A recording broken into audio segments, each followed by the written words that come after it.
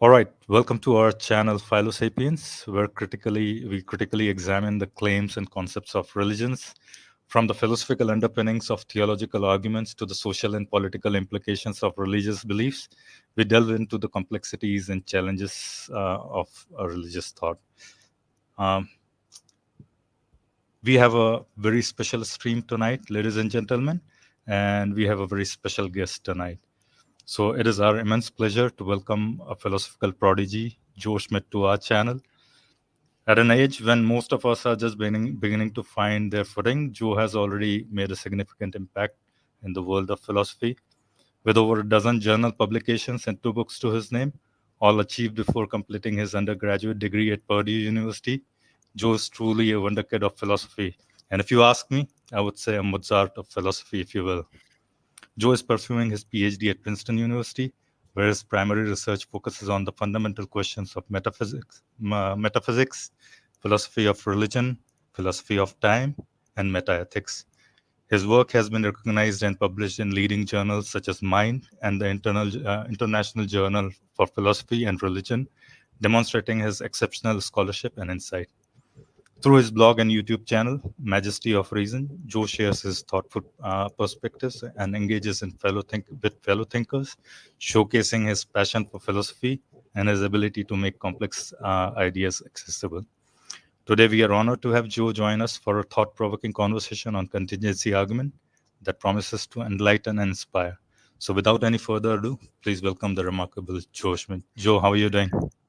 I'm doing well. Thank you for the very kind introduction. I don't believe I merit all the praise that you mentioned, but I do appreciate it. And yeah, if people want, they can check out my YouTube channel, Majesty of Reason, Yeah, where I what host. I'm gonna do is, Joe, I'm gonna just show them your first thing first. I'll show them your book. So anybody who's interested, please go and check out Joe's book. It's published with Dan Linford, another person I'm really, inspired by, and would love to have him on the show as well sometime in the future. So this is the book. Get your hands on it if wherever you can find it. I don't know if it's available in this greater subcontinent area or not, but do check it out. Yeah, and if they can't And afford it, if people can't afford it, you can email me, and I have ways to help you. So I will say that. yeah, and now I'm gonna present. I think those of you who haven't seen Joe's channel, I highly doubt that people who come here haven't seen your channel. But this is Joe's channel where he publishes most of his videos, with really engaging conversations on philosophy and real deep thoughts with world's leading philosophers such as Graham Oppy, Alex Malpass, Josh Rasmussen, and you name it. Basically, I think Joe has been engaging with almost who's and who of philosophy on his channel. So do check it out as well. And there's another link that I would like to present, and that's Joe's blog. Give me just 1 minute, and I think here is Joe's blog. So do check that out as well. And please, anybody who listens to this stream, go and subscribe to Joe's YouTube channel and support Joe in any which way you want to, you know, uh, you can support basically. And we have one of our main, uh, co-host, Mahaden, is also here, Joe. Awesome. Hey, how you doing? Doing well. That's good. He's a fellow football fan. Let's go. Yeah. So, I'm excited. I'm excited for the Euros Joe, today. Joe, just mentioning that, as I said, all of us are from Greater Indian subcontinent. I'm from India. Khali is from Pakistan. Mahadan's ancestry traces back to India and Bangladesh, but he's born and brought up in UK, basically. So he's a major English, football fan, basically, and he'll be supporting the team. I don't know which one you are supporting, but yeah, you know which one he's supporting. Yes. Yes. Nice. All Yeah. right. I'm looking forward to the game. All right. Joe, before anything, I'll ask you two small questions. how did you get attracted to philosophy at Madhin, I such think a Madhin young? wants to say something. Sorry, Farooq. Just Madhin wants to say something, maybe. No. Madhin. Okay. I'm just sorry for coming a little bit late. And nice to meet you, Joe. I think Nice this to is meet the you as first well. time we've ever talking. I've watched your videos for a while, so you're almost like a celebrity here. Yeah. So you're like, yeah, you're like a celebrity. You may as well be a scientist, like Stephen Hawking or something. You know. So, Yeah. so Nice to meet you as so well. yeah, we appreciate that you're here. I'm sorry for coming late. Hopefully now we can have a good stream. Yeah, Absolutely. yeah. All right, Joe. I wanted to ask you, how did you get attracted to philosophy at such a young age, and what inspired you to pursue it, basically? And then once, let's hear from you. What inspired? Yeah. So ever since I grew up, I've been asking these just sort of deep questions. I didn't know it was philosophy, but I've always just sort of questioned things, and I've had a sort of inquisitive mind, just wondering about what's reality like, and how do we know things, and why do we believe what we do. So I was, even from a very young age, asking these sorts of questions that I didn't know was under the guise of philosophy, but really I was ultimately interested in it. And these sorts of questions were kind of front and center in my education. So I grew up in a very devout Christian home, and I take it to be a privilege to be able to go to private Christian education from kindergarten through 12th grade. So I had theology classes basically every day from K through 12, and theology is very similar in certain ways to philosophy of religion, which is just the sort of philosophical investigation of various tenets of religion, like God's existence and whatnot. So we were talking about lots of these topics in philosophy of religion and philosophy of religion adjacent areas in my upbringing and in my classes and whatnot. And that sort of just inspired an interest in these topics. And then when I got my iPod Touch in like 4th grade or 5th grade, I downloaded Instagram, and instead of like posting a bunch of selfies and whatnot, I found my way towards a bunch of different like debate platforms, and I was just debating people on various topics that I was interested in. And somehow I managed to find actually like high quality discussion on Instagram. So it wasn't like poo flinging or anything like that. It wasn't tribalistic or anything like that. Somehow I managed to find really good communities that I was able to kind of, I guess, sharpen my critical and debate teeth, as it were, by engaging with people of opposing opinions. And this is in 4th and 5th grade and 6th grade, and I continued to do that. And then I guess in 7th grade, I started learning about the theory of evolution, and then I wondered how I could kind of mesh that with my background Christian beliefs in Adam and Eve and the Bible and whatnot. And then as a result of reading a bunch of books about that topic and watching lots of lecture videos on that topic, I started really kind of questioning a lot of my pre-existent beliefs, the ones that I held about Adam and Eve and whatnot. And I started reflecting on the horrors of the evolutionary process, the hundreds of millions of years of animals ripping each other to shreds and preying on one another and parasitizing one another and just causing each other immense suffering and death and languishing. And then that kind of really started spiraling me into questioning my faith. And eventually I left my Christian faith and I became an atheist. And then as a result of kind of pursuing things further, and reading more and more philosophy books from people like Alexander Proust, Josh Rasmussen, and others, I eventually came to agnosticism. And by this point, this is late in high school, I was just reading philosophy all the time. And I was like, you know what? This is all that I'm reading, and I'm very passionate about it. So I want to pursue it, and I want to see how far I can go and how far I can serve others with what I learn. So that's really that's the story.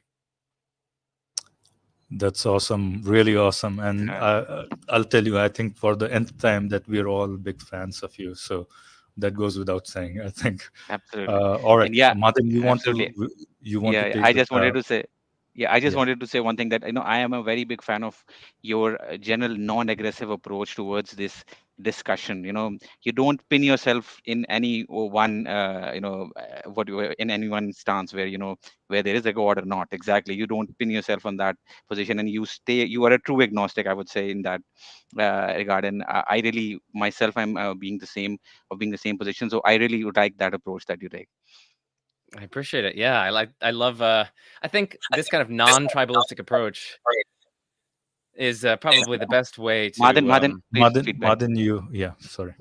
No, it's all good. It's all good. This happens. Trust me, I know, because I've had so many different guests and so many different things come up, and I'm like, oh my goodness. So yeah, this happens. But yeah, that kind of non-tribalistic approach, and just kind of like respecting your dialectical partners and not trying to like put them down and use arguments as weapons, I think is a very fruitful way of going about these sorts of conversations. It's conducive to learning and it's conducive to growing in knowledge. So I think it's the best way to go about these sorts of things. Absolutely agree. This stream is quickly sounding like an award ceremony for Joe. If you might give him an Oscar, So no, it's it really is nice to have you. I think you are our first famous guest in terms of the sphere of philosophy, internet philosophy. So that's very heartwarming to have. So you do definitely you are definitely appreciated it. Okay, so great, yeah. So the topic that we're going to be talking about, Philo, do you want to say anything before I try to take over? No, go ahead, Madan. Go ahead. I think let's jump straight away into our topic of the day, basically. Yeah, so we're obviously dealing with the contingency argument, and the contingency argument, it really is more like a family of arguments under the cosmological argument head family, let's say. So a sub-family, which is contingency, and then under the contingency argument, there's many different versions of the contingency argument. So what are we talking about? I don't know. Yeah, so when we say contingency argument, whose contingency argument is a real important question. So obviously you can't cover all of them, and we don't expect you to, and we can't cover all of them. So I suppose that what we're going to be doing is talk about a very generic, maybe contingency argument, or the very basic one, especially given that this is an introductory video for you. It allows you to show off your thoughts. It allows you to engage with our audience, who comes from various different backgrounds. Some of them are very familiar with philosophy, some of them are not. So if you want to give a watered down version of what the contingency argument is, maybe you want to just wrestle all of the contingency argument into one thing, or you might just talk about the most famous, popular, generic one. You can go ahead. Yeah. Yeah, absolutely. So I'll go with a kind of generic. Madan. There we go. Yeah, no worries at all. So I'll go with a kind of a generic style of contingency argument. As you rightly point out, there are many different kinds of contingency arguments defended by a bunch of different authors. So I'll just outline a kind of generic one that I think will be representative of mostly what the argument is getting at. So first up, we need to get some definitions on the table. So what is a contingent thing? That's the first question. Now, there are different senses of contingency at play. Sometimes when people say contingent, they mean like a dependent thing. So something that depends on another for its existence or for the way that it is. That's one sense of contingency.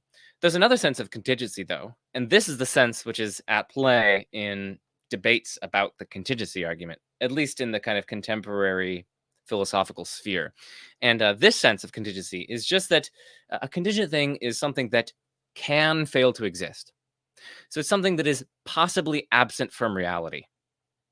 So here, I've got my water bottle here. And very plausibly, my water bottle here is a contingent thing, in that it can fail to exist. It's possibly absent from reality. In other words, this thing didn't have to exist. There's some way that reality could be such that this thing never actually came into existence. Maybe the people who made it just decided, no, you know what, we're not going to make water bottles anymore. And so this one was never actually made. So most of the things around us we intuitively take to be contingent. I didn't have to exist. I could have failed to exist if my parents, for instance, had never met. My computer did not have to exist. The Earth plausibly didn't have to exist if, the solar system had formed in a slightly different way. Lots of things around us, it seems, did not have to exist. It's not the case that they must exist. In that sense, they are contingent. They are possibly absent from reality. Okay, so that's what a contingent thing is. I guess we should also probably get clear on what an explanation is. So whenever we're trying to explain something, we're trying to kind of remove mystery as to why it's the case, right? So if we try to explain why my water bottle exists, well, then we're trying to give some kind of account that removes mystery as to why my water bottle exists, and will probably, in this case, cite the influence of some previous causes, like machines and people who made those machines and various other materials that came together to form my water bottle. So that's offering an explanation for the existence of my water bottle. It's just offering some kind of story, some kind of account that removes mystery as to why the thing is the case or why the thing exists. Okay, so we've got contingency down. We got contingency down. We've got explanation down. And I guess the final thing that I want to say is, or the final thing that I want to define is necessity. So a necessary thing, unlike a contingent thing, is something that cannot fail to exist. It must exist. There's no possible way that reality could be such that the thing does not exist. So, some religious people think that God would be a necessary being, in that God cannot fail to exist. He must exist. Some people think that, like, numbers and other things like that, like mathematical objects, some people think that those are necessarily existent things, in that they cannot fail to exist. They must exist. Why might one think that? Well, because, like, hey, 1 + 1 = 2, and that doesn't seem to be a contingent truth. It doesn't seem like that could fail to be true. It seems like it must be true. 1 + 1 just has to equal 2. And if we think that these sorts of mathematical truths describe mathematical realities, well, then it seems like the mathematical realities that it describes, namely the numbers 1 and 2 and the plus function and whatnot, would have to necessarily exist. Okay, so that's what necessary existence is. Okay, so we got these 3 concepts at hand. Contingent things, necessary things, and explanation. And with those in hand, we can start mounting the kind of generic contingency argument. So the argument really has 2 different stages of reasoning. You can think of them as 2 different parts. Yes. So the first kind of part, or the first stage, is trying to argue for some kind of entity or entities that explain contingent things. And it's trying to argue that this entity or entities necessarily exist. So that's what the first stage is trying to argue. The second stage then tries to argue that there's only one such thing, there's only one such necessary thing, which is arrived at the conclusion of the first stage, and that thing has various divine attributes, like maybe it's personal, maybe it's omnipotent, maybe it's omniscient, maybe it's even perfect. And so then the first stage is getting us to some kind of what Josh Rasmussen calls a foundation of reality, something that explains the rest of reality, the rest of contingent reality, and which necessarily exists. And then the second stage is trying to identify that necessary foundational reality with God. Okay, so those are 2 different stages, and now I can just walk through the first stage, after which I will say briefly something about the second stage. Okay, so the first stage of the contingency argument basically runs as follows, and again, this is just a generic version. So we look around us and we see that there are lots of contingent things. This water bottle, this book, me, you, particles, platypuses, trees, the sun, etc. These seem to be contingent things. And we then add an explanatory principle, which says that contingent things, whether individually or collectively, have explanations. So, I mean, why might we think that contingent things have explanations, whether individually or collectively? Well, one thing that we might say on behalf of that explanatory principle is that it just seems intuitively plausible, right? If you come across in the forest, like a glowing orb or something like that, and, your friend remarks, there's no reason why this thing exists. It's just totally inexplicable. It just exists, and there's no explanation for why it exists or how it got here. You wouldn't really take your friend seriously. You'd be like, what are you talking about? Clearly, there's some sort of explanation for this. Similarly, if there's a plane crash, no one thinks that it's just completely inexplicable why the plane crashed. Instead, we think, no, there has to be some sort of explanation for why the plane crashed. Maybe, a bird, maybe it like ran into a giant bird or something, or maybe it wasn't filled up with fuel or something like that. But there has to be some sort of reason or explanation for why the plane crashed. And so just intuitively, whenever we come across contingent things, it seems like they demand some kind of explanation for why they exist. So, and moreover, you can just reflect on contingency, right? If something is contingent, then it could have failed to exist. It's not like it needs to be in reality. So then, if it can fail to exist, well, then why does it exist? Why does it exist as opposed to not existing? If it really could have failed to exist, but instead it exists, why does it exist? There's a kind of puzzlement, there's a kind of mystery, and that seems to call for a kind of explanation. So one reason we might accept that explanatory principle is because it seems intuitive. There are other reasons. Briefly, I'll mention one more, and it's just that this principle seems to be supported by our universal experience, right? Whenever we look around and we look at contingent things, we find that uniformly they seem to have an explanation. Like when we look around us, everything around us has an explanation for why it exists. When we come across a crime scene, we don't even for a minute suppose that there's no explanation for it. Instead, we take there to be an explanation. And so this is just our universal experience attests to whenever we find a contingent thing, there seem to be factors which explain why it exists. And so that gives us some reason to think that all contingent things, whether collectively or individually, are such that their existence has an explanation, giving us that explanatory principle. Okay, so I just mentioned two motivations for that explanatory principle. One is that it might just strike one as really intuitively plausible, and another one is just that it's supported by our kind of universal experience of contingent things. Okay, so we've got these two premises so far in stage one, which is just that there are contingent things.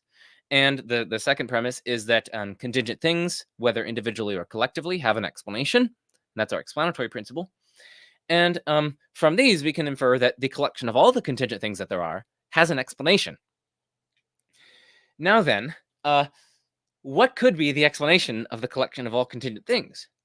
Here's the crucial thing. It seems like it couldn't be a contingent thing. After all, any contingent thing that we might cite is part of the very thing we're seeking an explanation for, namely the collection of all the contingent things that there are. Right? If we're trying to explain all of the penguins, if we're trying to explain the collection of all the penguins that there are, it's no use citing a penguin. That's just citing part of the very thing we're seeking an explanation of in the first place, right? So you would give a kind of circular explanation if you were to cite a contingent thing in explaining the collection of all contingent things. And so then the thought goes, we have to have an explanation in terms of something that is not contingent. And if it's not contingent, well then, what it is to be contingent, right, is to be such that you can fail to exist. And so if there's an explanation of all the contingent things, and the explanation is in terms of something that is not contingent, well then it's in terms of something that cannot fail to exist. In other words, it's in terms of something that necessarily exists. One or more things. We don't want to presuppose as of yet that it must be only one thing. So then, that's kind of the end of stage one, right? We've just concluded that there is at least one necessary thing that explains the contingent things. So that's stage one. And then stage two tries to say, well, hey, there's only one such thing, and it's God. Okay. So then I'll briefly.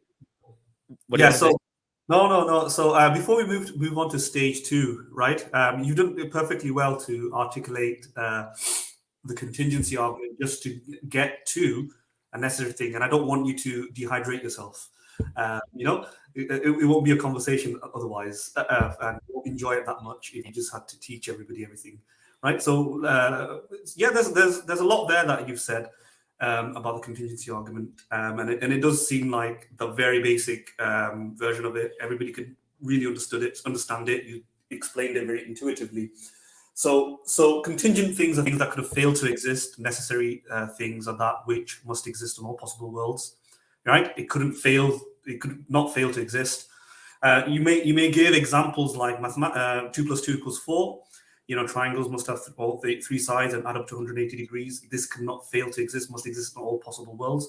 And you might say something like maybe Mahdeen, say somebody who could have failed to exist, which makes me feel a bit bad, right? That I wish I was necessarily like a triangle, but I'm not. I could have genuinely not have existed. But you're still there, Mahdeen. You're still there. So be happy about it. Yeah, at least in this one world. In this one world, I'm happy that I exist. But so I could have failed to exist, and that's So, and you mentioned something interesting there that I wanted to kind of probe you on, which is the how we kind of get to this kind of distinction, right? And it seems as though contingencies, first of all, for contingency, it's not like an a priori truth. It doesn't seem like it. It's not like all bachelors must be unmarried or 2 + 2 = 4. It's not itself doesn't. Some people would say that. I don't know if you think that. I know you mentioned the word intuition, which kind of closely might approximate something like an analytical truth, or you may not. You may be using the word intuition differently. So I want to clarify what you mean by that. And the second thing is, which is something that I lean towards when you said that, it seems to be something that you kind of get through from your experience. So it seems to be something synthetic, right? seem to be empirical, that we learn through experience that there is things that are contingent and things need an explanation, and that kind of means that the principle of sufficient reason, which is what really drives this, is something that we kind of uncover through observation. Or do you think it's actually more intuitive, maybe like an analytical truth? So if you want to expand a bit more on that. Yeah, that's good. So for the audience, we should probably define a few of these things, right? So an analytic truth, as I understand it, and as at least most philosophers use it, is a statement that is true in virtue of just its constituent concepts, right? So it's a sort of like a conceptual truth. So all bachelors are unmarried is a paradigm example of an analytic truth, because it's just true in virtue of the concepts involved. Like the concept of being a bachelor just involves being an unmarried man or something like that. So then if you're saying that all bachelors are unmarried men, that is a conceptual truth. It is true in virtue of like the concepts that are involved in the statement. And this is contrasted with a synthetic truth, which is a statement which is true not just in virtue of its constituent concepts. So it's also true, partly at least, in virtue of the way that the world is, kind of extra conceptually, outside of our concepts. So, and what's an example of a synthetic truth? Well, like that I'm 6 feet tall. That is not, it's not part of the concept of Joe that I'm like six feet tall or something. So that is true, but it's not true in virtue of the concept of me. It is true at least partly in virtue of the extra conceptual world, like namely my height. Okay, so that's what a synthetic truth is. And then, we can ask then of some of these premises in the argument, whether or not they're analytic or synthetic. And we can also ask what justifies them. I think both of those sorts of questions were kind of implicit within your question there. So the claim that there are contingent things seems to me to be synthetic. That does not seem to be analytic. I mean, I don't even see how it could be analytic, because if something is an analytic truth, right, it's true in virtue of the constituent concepts, and so it's conceptually necessary. There's no way that a conceptual truth like that could be false. So all bachelors are unmarried. That's a necessary truth. All triangles have 3 sides. That's a necessary truth. It's just part of what we mean by triangle. So analytic truths are one and all necessary truths. But it's not a necessary truth that there are contingent things. After all, they're contingent, right? They could fail to exist. So it's definitely not, I definitely don't think it's an analytic truth. And so I think it would have to be a synthetic truth that there are contingent things. Just to clarify, what I mean is, do you think it's a necessary truth, almost like a dichotomy, that either things are contingent or things are necessary? Do you think that's the necessary truth? Not that the specific contingent thing necessary, because that makes no sense. That's a contradiction, right? But the point is, do you think the concept of either things are contingent and therefore, and then we get all of the principle of sufficient reasoning, which is that either something could have failed to exist and therefore must have an explanation outside of it, etc., or it must have an explanation within itself and therefore it's necessary. Do you think that dichotomy, which is like a conceptual framework, is a necessary truth? Yeah, that's what I'm asking. Yeah. So I want to disentangle the modal notions from the explanatory notions here. So by modal notion, I just mean whether or not something can fail to exist, and the explanatory notions are like what explains it. Is it something outside of itself? Is it something within itself? We should be careful to disentangle those.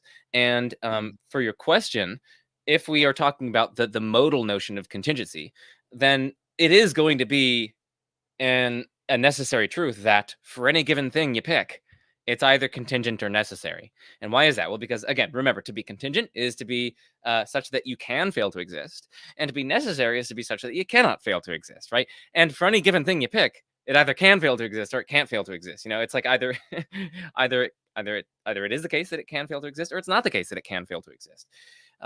So it is going to be a necessary truth that any given thing that we pick in any world is either a contingent thing or a necessary thing. So that is certainly a necessary truth. Now, as for the principle of sufficient reason itself, whether or not this is a necessary truth is a great question. Most defenders of the contingency argument do take it to be a necessary truth. But But I want to note that at least in terms of the contingency argument that I gave, one does not need to hold that the principle of sufficient reason is a necessary truth in order to run the argument. Maybe it's just true in the actual world that every contingent thing that contingent things, whether individually or collectively, have an explanation. And so long as it's true in the actual world, then you can run the argument which uses just the actual truth of the principle of sufficient reason.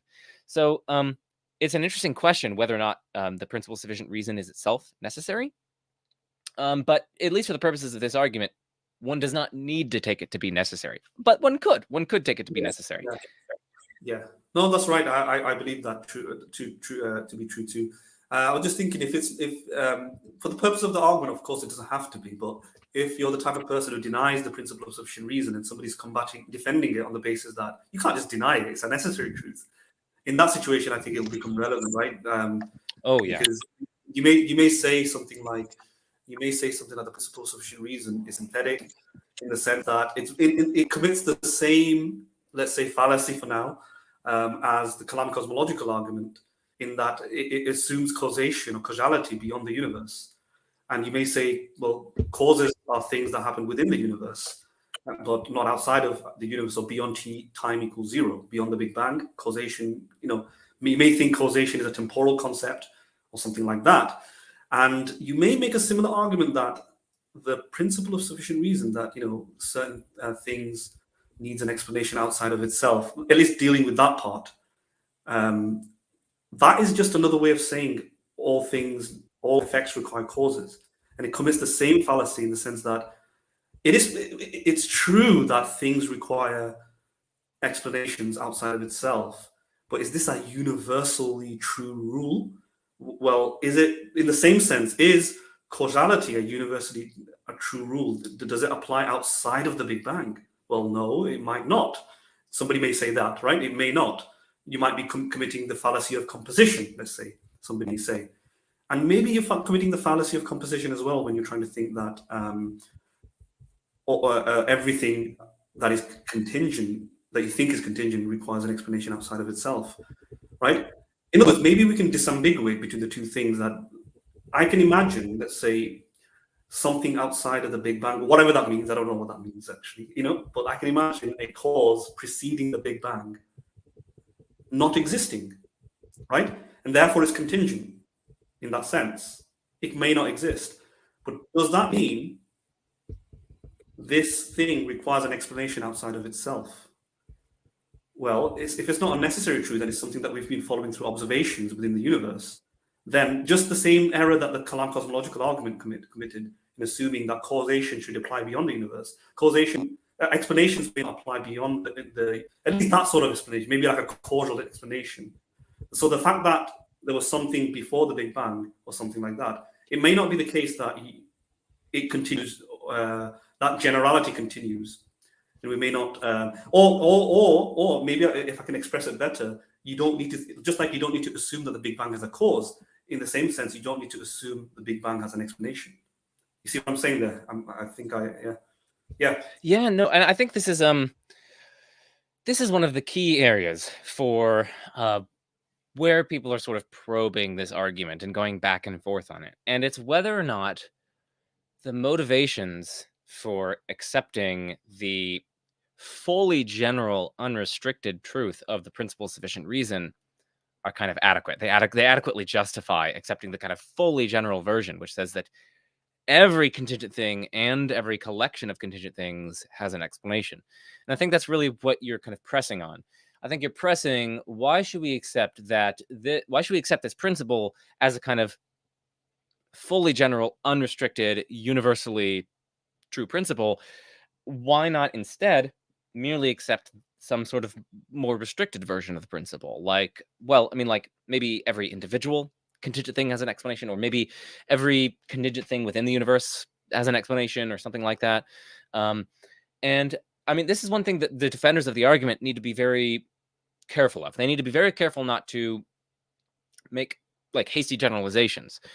So that's one thing to say. One thing to say is just that this is a place to push the argument, and it's whether or not we should accept the fully unrestricted, generalized, universal principle of sufficient reason.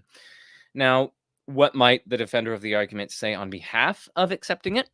One thing that I could say is like, well, I mean, like the mere fact that something happens wherever we look, whether big or small, whether visible or invisible, whether it's heavy or light, like the mere fact that a principle holds in all these cases does give us some inductive reason to think that it holds in all cases simpliciter.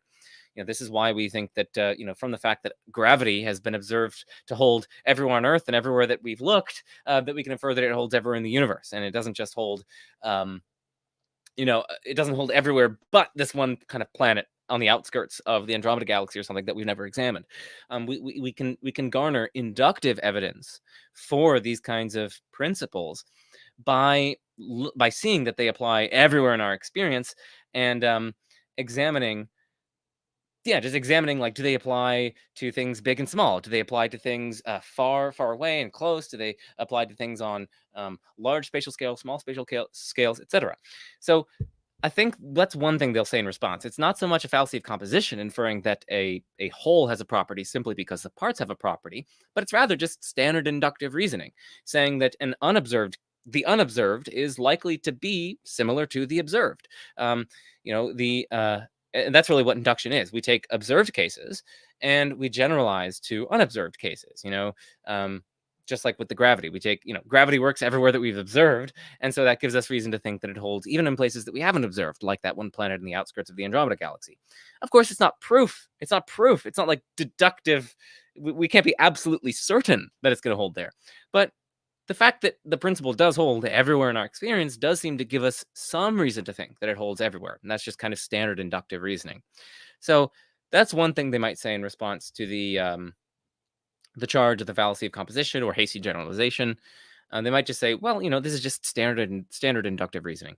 The second thing that they might say before I turn it over to you is they might just say, when we reflect on sorry, it is like it's just thundered very loudly outside, and so I'm like, Okay. and there's like a window right next to me, so like I'm shook. But okay, the second response that someone might give to this charge is that I mean, it might strike them. I mean, maybe you don't share the intuition, but it just does strike a lot of people that even if we're talking about the whole universe as opposed to things within the universe, like it still seems like so long as it's contingent, it seems like it calls for some sort of deeper explanation.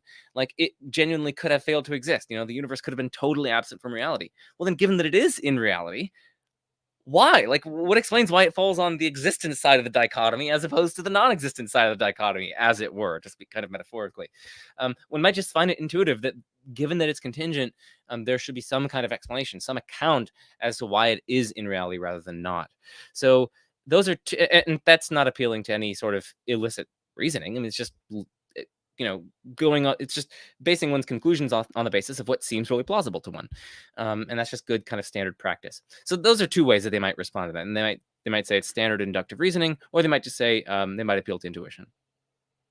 Yeah, so I'd like to point out over here is that the very people who are trying to defend this argument, particularly who are trying to conclude the existence of God from this argument, I think as far as I know, they often use this problem of induction whenever it is not convenient. It is convenient for them. They want to point out the problem of induction as a problem in science and in the world. Whenever we try to use our intuition and our general understanding of the world, when we apply it to, let's say, their worldview, and we try to criticize their worldview, they would just bring up the problem of induction, and they would say that no, you cannot use it because there's a problem of induction, and you can never be certain. You cannot arrive to absolute truth using the rules of induction. So if they want to use the induction based reasoning, but then they want to also want to use the problem of bring up the problem of induction when somebody uses it to somebody uses induction to argue against their position. I think that would be a very inconsistent way to deal with an argument, or to have a very inconsistent worldview, right? Yeah, I think just to emphasize what Callie has said, whenever you, Joe, whenever somebody talks to you and you point out flaws and say the Quran, that there is some science and that doesn't really, that conflicts with the current science, and those same very guys would come to you and say that, oh, no, science is weak because it works on inductive principles and it could be wrong, but our scriptures are right because they are from an authority and they are like the you understand that basically. So that's the conflict they create when you're taking these two approaches, different approaches in a sense. I think that's a very valuable point. It's very important to point out these sorts of double standards or inconsistencies whenever they crop up. And if someone is, like if you're encountering lots of religious people who are using this sort of standard when it comes to science and conflict with their religious scriptures, then they need to be very cautious in running this sort of argument because it's relying on the exact same sort of inductive principles. So I think that's a good point. Yeah, and also one more point that I'd like to add over here is, so when we say that something is contingent, so when you say that because something is contingent, therefore it must have an explanation. I think shouldn't we say that something has seems to have an explanation, or because so sorry, so let me rephrase it. How would you know whether something is contingent or not? So how do you actually, what are the key markers of something that makes it contingent, right? How would you know it first? That's a great question. I'm laughing because there's a lot of philosophical literature on this, and it's a hard question. How do we know whether or not something is contingent? So, I mean, the first thing so we come across a random thing, and we're questioning: is this thing contingent or is it necessary? Simple answer to Kayali's question could be God could fail to exist as well. Right. Yeah, so that's one possibility as well. Yeah. Right, exactly. Like, no, that they need to be careful when they're giving these criteria for determining whether or not something is contingent, that it doesn't spill over to God, right? So that's a very that's a very good point. And so then the question is, how do we know whether or not something is contingent? Well, first we need to know what contingency is, right? So it's possible for the thing to fail to exist. Okay, so with that in mind, how do we determine whether or not it's possible for something to fail to exist? Okay, so there are a few ways one might go about trying to decide whether or not something is contingent in that way. One is just an appeal to just intuitive plausibility. So for some things, it just seems really plausible that they could fail to exist. Like, this is my little AirPod packet or whatever, charging packet or whatever. It just seems really plausible that this thing could fail to exist. Like, I don't know, it just seems like it didn't have to be made in the first place. And it seems like, I can actually destroy it, and so then it would fail to exist. So that's one way. Like, if something really could be like destroyed, or if it seems really plausible that it could have not been brought into existence in the first place, that's one way you might try to motivate its being contingent. A second way you might try to motivate something's being contingent is if you can like conceive or imagine its non-existence. So philosophers tend to think that conceivability or imaginability is at least some evidence of possibility. So if we can conceive of something not existing or imagine something not existing kind of consistently, then so the thought goes that gives us some evidence to think that it really is contingent. In other words, that it really is possible for it not to exist. Now this one is very this is the double-edged sword that you guys were mentioning earlier, because it also seems like at least imaginable that God doesn't exist, right? So that seems totally conceivable. In a world where nothing exists, in a possible world where nothing exists, God wouldn't exist as well. Exactly. Or like just a possible world where it's just like an endless ocean of pink shrimp. Like that's all that it is in the world. Or there are some other things that we might be able to imagine a world which is just full of horrific suffering and no goods accruing therefrom. It seems like God wouldn't be able to exist in that kind of world because God's perfect, and it seems like a perfect being just wouldn't actualize such a horrific world. So people need to be very careful with the imaginability, conceivability criterion in this context. So, I mean, those are honestly. Oh, and I guess another thing is like if we already know that a lot of things are contingent by virtue of the first criterion that I mentioned, like it either intuitively seems really plausible that they could fail to exist, or like we can genuinely destroy them, then we might try to see if new things that we come across seem like relevantly similar to the other things that we know are contingent. So, like if I came across one of these things and it was black instead of white, Yes. then I mean that doesn't seem like a relevant difference. It doesn't seem like that could make a difference with respect to being contingent or necessary. And so if I know that this white one is contingent, well then I have good reason to think that the black one is contingent as well. So similarly, like whenever we come across a new thing, we can see whether or not it's like relevantly similar to other things that we know are contingent. So I guess those are three sort of ways. One is the kind of intuition and to see whether or not we can destroy it. The second one is conceivability / imaginability, which is a double-edged sword. And then the third one is like relevant differences. Right. Yeah. And since we mostly deal with Muslims and the Islamic worldview, the contingency argument is very popular, among I think it got popular in the last decade or more, maybe. And the version they use it, I think the most often the used definition of contingent being is not whether it fails to exist or whether it can fail to exist. Rather, the version they use is whether it's something can be conceived to be other way. So if it is possible for us for that thing to be in any other way, for example, the example that you just gave, for example, the earpods box that you have, it's white.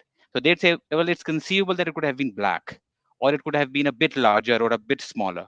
So what they'd say is that anything which has some sort of specification, and which could have been for which it is conceivable to have been any other way, that is contingent. And that is a very popular way of defining contingent beings in the Muslim sphere, in the Muslim apologists. So, and that is where I think a big problem arises. And most of them, I think, fail to understand that this problem, I think, in many ways applies to their version of God as well. Yes. But exactly, because when it comes when we look at their version of God, I think there are many things that we can conceive of in a God, but in their God it's certain way, and but we could conceive it any other way. For example, a very good view, a very good possibility, or one of the possibility is they conceive of God as being good, but or being merciful. But why is that necessary? He could have been a very evil being, one who loves suffering. So that is a kind of a possibility which I think would be would which will have they will have to deal with if they use their version of the definition of contingent being. And I just brought that up because that is very popular definition among Muslims. Right. I No, think, that's yeah. Go sorry, on. Joe, go ahead, please. Okay. Go ahead. Okay. Yeah. So I think that's a good point. And like as we were just mentioning, like it is conceivable that God is otherwise in various ways. Like we were just even in fact conceiving of worlds in which God doesn't exist at all. Right. Right. So I think that's by their own lights. If that's how they're defining a contingent thing, God's gonna have to be contingent. One other thing that I wanted to mention here is that if anything in reality could have been different, it strictly follows that God could have been different. Why is that? Well, because Yeah. God is essentially omniscient. In other words, God Mm. knows everything. And in any world in which God exists, God knows everything. Right. So in the actual world, so suppose, we got my white iPod case, or AirPod case. Suppose that it could have been different. So it could have been black. Well, in the actual world, because God's omniscient, he knows that it is white. And so in particular, he believes that it's white, right? If you know something, minimally at least, you believe it to be the case. You take it to be the case. So God believes that this thing is white. But if this thing could have been different, if it could have been black, well, then in that other world in which this is black, God doesn't still believe that it's white, right? Because then he'd have a false belief. Right. He's omniscient. So he'd have to believe that it's black. And so then, if anything could be different, it strictly follows that God could have been different. God could have had a different belief. He could have believed that it was black instead of that it was white. And so then, if your criterion of being contingent is like that it could have been different, well then say hello to a contingent God because you believe in a contingent God. Exactly. And I'll give you a very interesting piece of information about the Islamic beliefs. A very large part of Muslims believe that the Quran, which is the holy scripture, is uncreated.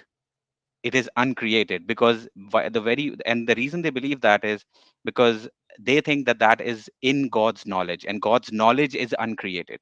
And now what you just explained actually is exactly applies to that situation, because if part of God, of course, they don't believe that God has parts, but we have to use that word. The part of God is His knowledge. And if you can conceive of that book being in any other way, even in a slightly different way, it could have been, articulated. That very fact would change the existence of God. It would make it contingent because, His knowledge changes. He would have a different version of knowledge, and that changes God himself. And so that means that we can conceive of a different God than the one that they believe in right now. So yeah, I mean, that you've brought a very good point. Yes, it applies to the Islamic worldview as well. Yeah. So regarding some of those things, I mean, a lot of people who try to defend against these sort of arguments, what they would say is that when you start thinking about it's kind of like a very ontological type of argument. When you try to think about the concept of a God, it follows from his, let's say, perfection that he must be morally good. Let's say, like you can't have the concept of a God. It's like another necessary truth, if you want to call it. God is synonymous with goodness in terms of, at least, sorry, God is not synonymous with goodness, but God must have the property of goodness, right? He has to be a good God. To say God has the property of evil is like saying a triangle is a square, right? So they kind of think like that. That's how they kind of argue against these sort of arguments. So when you say something like, I could have conceived God to have been different, they would possibly say something like, no, you can't conceive God to be different because God is good and you can't think of that property to disappear. But I think that's generally weak anyway. I mean, fine, it Yeah. might not be, like, it might not be no longer God as you want to think about it, but then the fact that I can think of these different properties in place of these properties means that I can conceivably think away these things, and therefore therefore I can think otherwise. It can be otherwise, right? Yeah. You might stop calling him that existence God, but that Yeah. wouldn't make it impossible, right? That existence is a possible existence. And Yeah. if you want to conceive it that way, then yeah. And the question would apply, why is that being in that certain, I think you also articulated that way, Mahadin, once, that why does he have a specific moral character?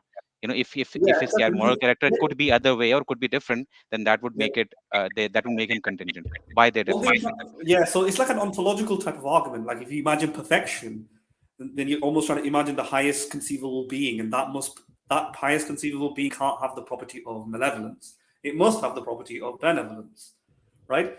So that's the motivation behind it. They're trying to go from perfection, highest level of perfection in a being, and perfection must have and contain goodness, right? But if I Yeah. can pose this question to Joe, I mean, Joe, would you say that contingency argument can or does it point towards a perfect being?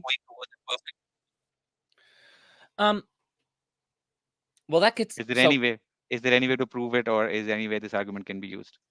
So before I answer that, let me just quickly comment on the previous discussion that you guys are having, which I think is really interesting. Even granting them their point about, well, we can't even conceive of God having a different moral character. That does not address my version of the objection, which is that we can conceive of God having different beliefs, and that doesn't compromise God's moral character. In fact, I use God's perfection to motivate my argument. I use God's perfection and his omniscience in order to motivate my argument. So long as you think that anything in reality could have been different, again, return to this little box. So long as you think that this could have been different, this could have been black, it simply follows that God could have had a different belief. Namely, he could have believed that it was black instead of, in fact, believing that it's white. And so then God could have been different. And that does not rely on God having a different moral character or anything like that. In fact, I'm motivating this on the basis of God's perfection. It's precisely because he's omniscient that he would have to have a different belief in that world as opposed to this world. He would have to have different knowledge in that world as opposed to this world. In that world, he knows that it's black. In this world, he knows that it's white. So my version of the argument, at least, and my version of the objection, rather, is not targeted. So whether setting aside whether or not their objection succeeds, my version of the argument is not targeted by their objection, and I think my version of the argument just straightforwardly, clearly succeeds. So, yeah. I think so. Yes, I think they don't deal with that. Mahadin's point does not deal with that. Yes. Yeah. My point doesn't deal with. I don't know. Maybe if I had to think about something on the spot, maybe it'll probably be a poor argument. Maybe they'll say something like God knows all possible worlds or something like that, and that's what I was thinking as well. Maybe God knows all the possible infinite many beliefs for infinite many universes, probably. We can't be an alternative version of that because that is the only one that's possible. Right. So God but then nothing is definitely contingent.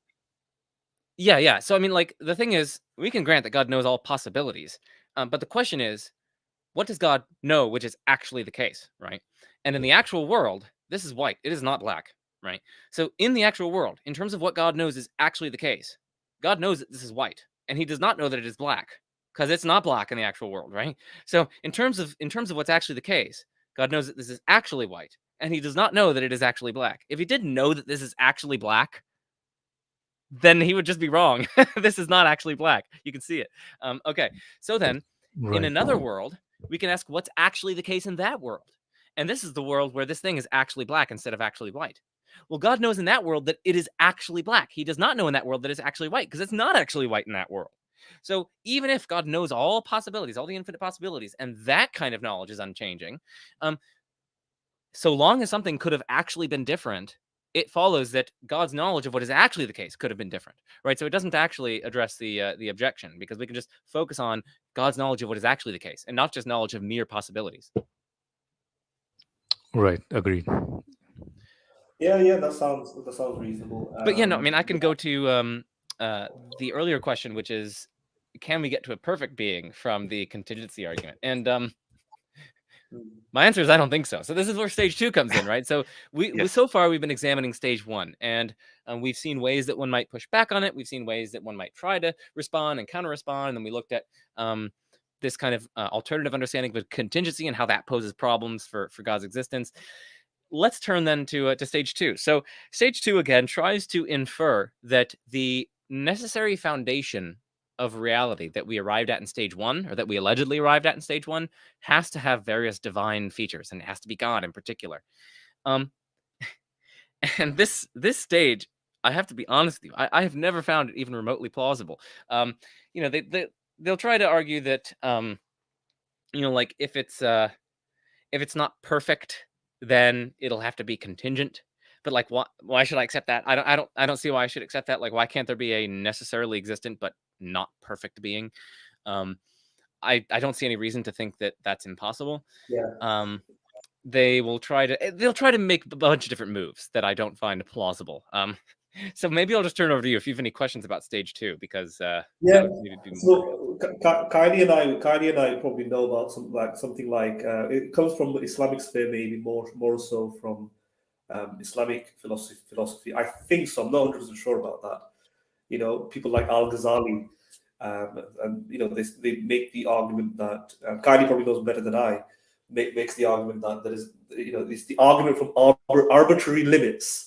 And Kylie kind of already gave a clue to that, is that specific things, because we can imagine it to be different. Like if there's an arbitrary limit, that cries out for an explanation because it's contingent. Why is there an arbitrary limit? So an arbitrary limit would be anything that has finitude in it. Finitude, finiteness. It's not unlimited. It is one way rather than another way. Kylie already kind of expanded on that.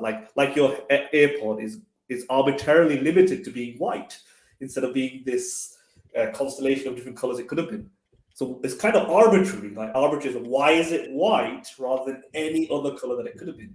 And therefore, it kind of drives the idea that this could have been different, but it's not different. So why is it this way? It must have a cause explanation outside of itself. Right. But this. I'm just saying, like, this is where we get back into our earlier discussion, right? Because as we saw, God could have been different as well, right? So this would also imply that God has to have some kind of cause, because God could have had different beliefs about what is actually the case. Yeah, before you go into that, what I'm trying to say is that this is how they kind of get the concept of perfection out of it. Because when they start thinking, all right, since arbitrary limits and contingency are closely associated together, like every time I find something with an arbitrary limit, then it's like contingent because it could be different. I must find something that doesn't have arbitrary limits. And what's that? So I keep taking the limits off it, take the limits of everything, and let it expand in size. So it gets more and more knowledgeable, more and more powerful until it hits a peak, which is God, right? So it's kind of like an ontological argument, somewhat sneaking in here, right? Like that's how we kind of get to the ontological argument as well. So when we start removing the arbitrary limits, we go towards perfection, and perfection goes towards God. And then once we get to God, now we found the perfect example, paradigmatic example of a non-arbitrary limited thing. And that's a necessary thing. It can't be contingent. So finally we found something that is necessary and doesn't need explanation.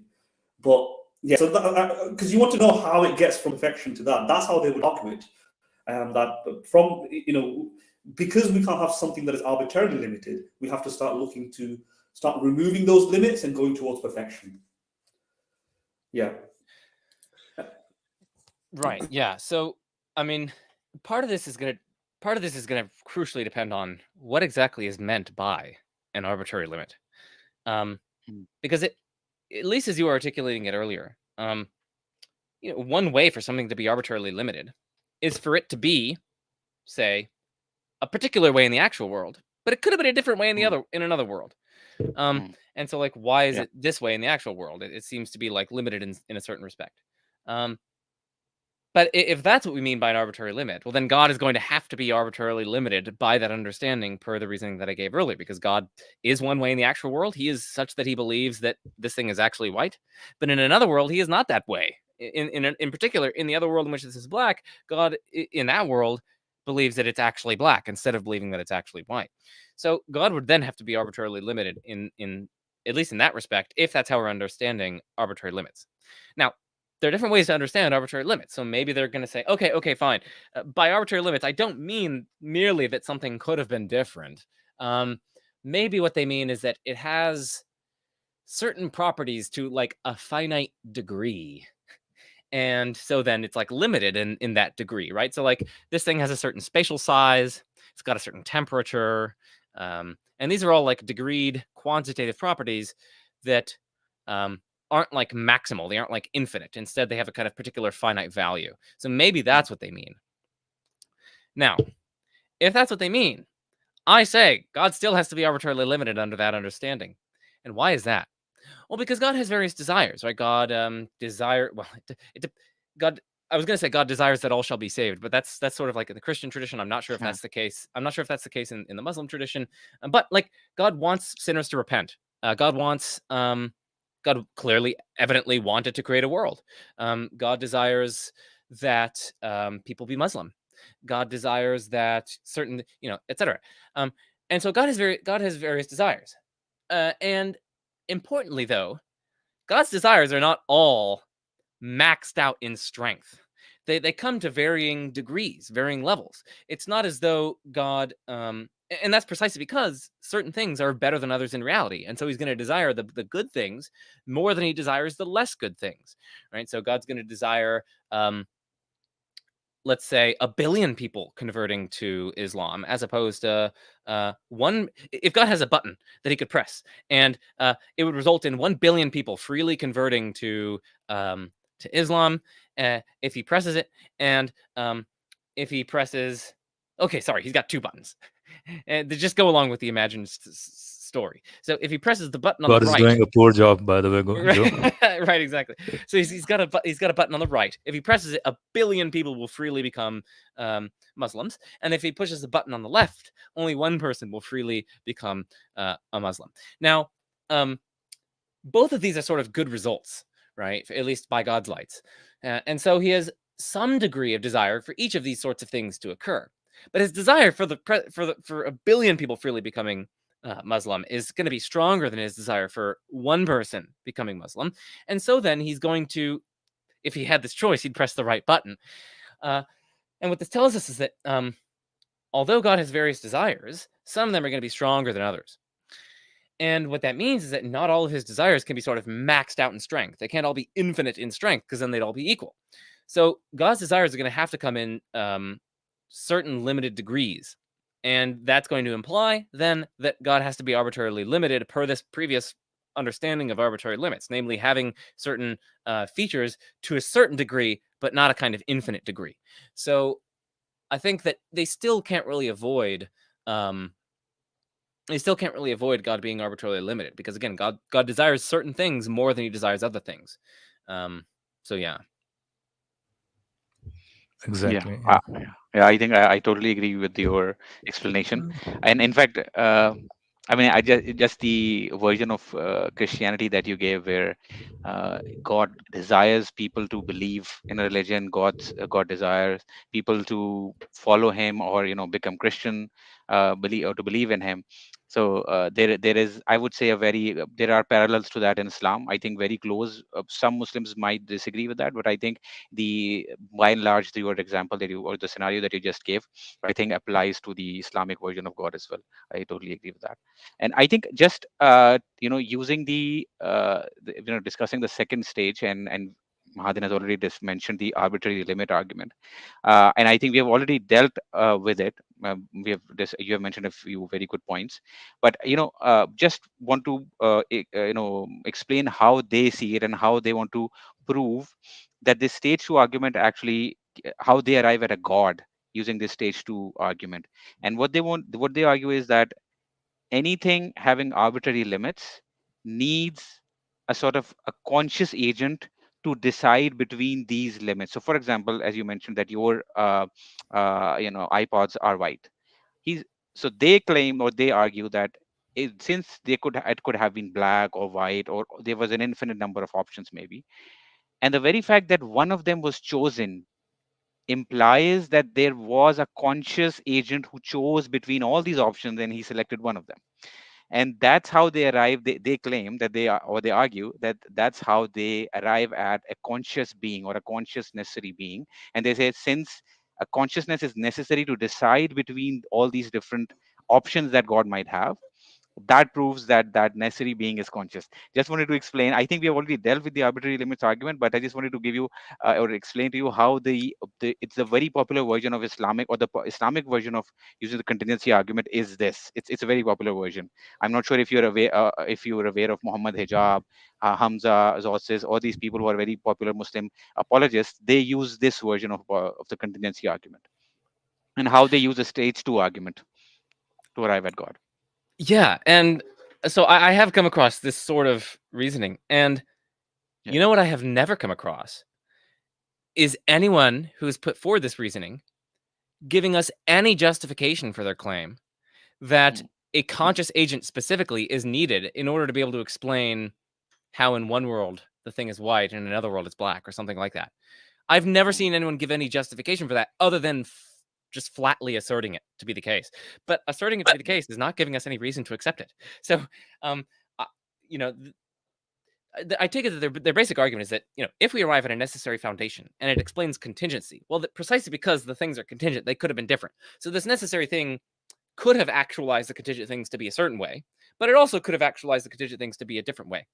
And they have this claim, and it is only that. It is only a claim that if the necessary thing can actualize this set of contingent things, but it can also actualize a different set of contingent things, then it must be a conscious agent able to choose among them. Why? Why should I accept that? Why? Prove it. I've never seen anyone give any justification for that claim.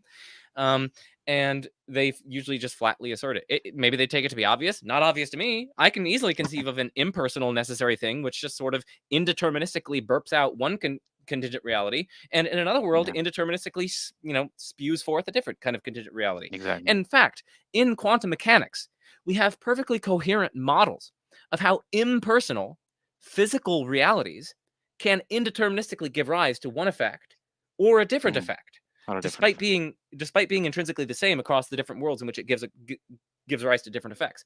This is part and parcel of the Copenhagen. This is part and parcel of the Copenhagen interpretation of quantum mechanics, where we actually have perfectly coherent models of how physical, impersonal things can give rise to different effects like this. So I take that to just be a straightforward counterexample to their claim that if a cause is able to give rise to distinct effects while remaining the same, then it must be like a conscious agent able to choose among them. No, no, it doesn't. It doesn't need to be that.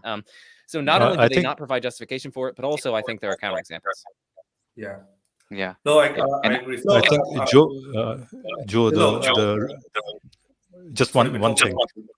Yeah. All right. The answer to that question that they give is that the cause is not known for these random particles coming in and out of quantum fields. Basically, it doesn't mean that there is no reason. Basically, there's no that cause. It is truly indeterminate or truly stochastic or indeterministic. So that's their counter argument to claim, that, or their counter argument. Wait, what's the counter? What are you saying? What's their counter argument? So their counter argument is, sorry, Philo, go ahead. Yeah, so the counter argument to the thing that you posed, that quantum particles come in and out of existence randomly without any cause, basically. So their counter argument is usually that the cause may be not known to us as of now, but there might be cause which we don't know, basically. So that's generally their counter argument usually on that. Well, if I can clarify, so the point was not that these things can come into existence uncaused. The point was instead that they do have causes. It's in terms of the antecedent causal conditions of the system in question, the states of the particles and the indeterministic laws of nature. So the point was that the quantum events do have causes, but the causes don't necessitate the effects. Given the same causal conditions, different effects can obtain. The particle might go through the right slit, or it might go through the left slit. Yeah, and what that shows is that when you have a cause, and the cause can give rise to different effects. In one world, so the particle the goes right, in another world it goes same left. event could have a different effect depending on. And it's not a conscious agent. That's the crucial thing. This is just an impersonal physical cause. That's not a conscious agent, right? So then it's a counterexample to their claim that you need conscious agency in order to be able to have a cause which can give rise to different effects. It's a sort of counterexample to that. Right. I agree. That makes sense. That does indeed make sense. Yeah, I'm just conscious of the time. I'm not sure, how long we've got left, Philo. Yeah, that's exactly I was thinking as well. So,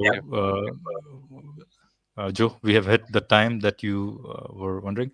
Do we want to cover anything that you haven't covered, you were thinking of? Then maybe cover it for 5 minutes or so, and then we can shut down the stream. Yeah, well,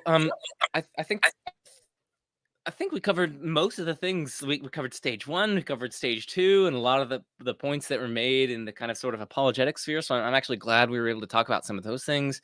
And I honestly don't have much to add. I mean, I think whether or not you agree with contingency arguments, they're certainly very fascinating, and they raise lots of interesting philosophical questions that are very valuable to reflect on and to think about, and they can help sharpen everyone's worldview, whether or not you accept the arguments, whether or not you. And one other thing that I want to mention is, like, for the audience, you don't have to. If you're not a theist, you don't have to reject both stages. You can accept the first stage, but just think that the second stage doesn't work. You can think that there's a necessary foundational reality or realities, but maybe you think it's the universe or a collection of fundamental particles, or maybe it's a quantum field, a foundational quantum field, or maybe it's something beyond the universe that we just don't know. We just don't know what it is. You can hold all these sorts of things and not be a theist. So you can accept stage 1 of contingency arguments and nevertheless reject stage 2, for instance. And likewise, in principle, someone could think stage 2 works, but just reject stage 1. And so then you can sort of think that, well, yeah, if there were a necessary thing, then it would be God, but there's no necessary thing.